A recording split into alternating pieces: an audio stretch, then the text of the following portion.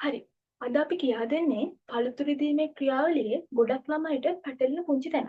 පුංචි තැනක් ගොඩ දාගන්න විදිය තමයි කියා දෙන්නේ. හොඳට අවධානයෙන් අහන්න. හරිද? පළතුරක් ඉදෙනවා කියන්නේ මොකද්ද? පළතුරු ඉදීමේදී එතිලීන් වායුව නිකුත් වෙනවා. එතිලීන් වායුව නිකුත් වෙනකොට අපිට කියන්න පුළුවන් මේ පළතුරු ඉදෙනවා කියලා. හරිද? පළතුරු ඉදෙනකොට කොටස් දෙකකට බෙදෙනවා. අන්ත උපරිම පළතුරුයි අන්ත උපරිම නොවන පළතුරුයි කියලා. අන්ත උපරිම පළතුරු කියලා කියන්නේ ඉදීමේදී හරි නැත්නම් වයසට යනකොට හරි සසන වේගයේ උපරිමයටම යන පළතුරු වලට කියනවා අන්ත උපරිම පළතුරු කියලා. අන්ත උපරිම නොවන කියන්නේ ඉදෙනකොට හරි වයසට යනකොට හරි සසන වේගය උපරිමට යන්නේ නැති පළතුරු.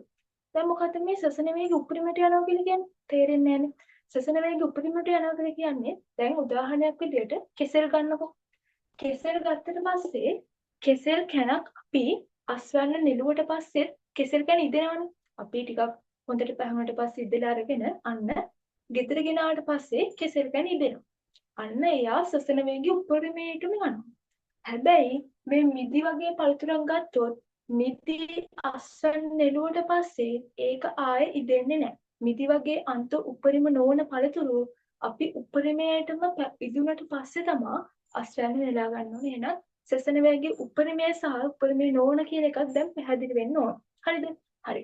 එහෙනම් අන්ත උපරිමයි අන්ත උපරිම නොවනයි කියන එක පැහැදිලි. අපි දැන් යම් මේ මොනවාද මේ පළතුරු දුන්නට පස්සේ ඒ වගේ කොහොමද අපි මේ දෙක කියන්නේ වෙන් කරලා අඳුරගන්නේ? MCQ වල අහනවා අන්ත උපරිම පළතුරක් වන්නේ කියලා. පළතුරු සෙට් එකක් දෙනවා. ඒකට අපිට පුළුවන් වෙන්න ඕන අඳුරගන්න. හරිද? හරි. දැන් බලමු. මෙන්න කෙටි ක්‍රමයේ පොඩි කවියක් තියෙන එක චුට්ටක් මතක තියාගන්න ඕන.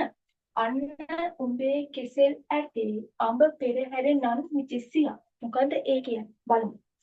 අන්න කියන්නේ අන්ත කියලා. උඹේ කියන්නේ උපරිම. අන්න එනම් අන්ත උපරිමයව තමයි මේ තියෙන්නේ. කෙසෙල් ඇටේ කියන්නේ ඇපල්. අඹ කියන්නේ අඹමයි. පෙරහැර කියන්නේ පියාස්. නන් කියන්නේ මොකක්ද? නන් කියන්නේ අන්ත උපරිම නොවන. නන් කියන්නේ අන්න නොවන කියන අදහසෙන් තමයි නන් කියලා දාලා තියෙන්නේ. අන්න එතනින් පටන් ගන්නවා මෙන්න මේ සෙට් එක. මිචෙසියා කියන්නේ මී කියන්නේ මිදි. චේ කියන්නේ චෙරි.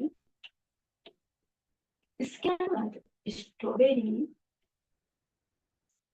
සී කියන්නේ මොනවද? සී කියන්නේ සිට්‍රස්. මොනවද මේ සිට්‍රස් කියන්නේ?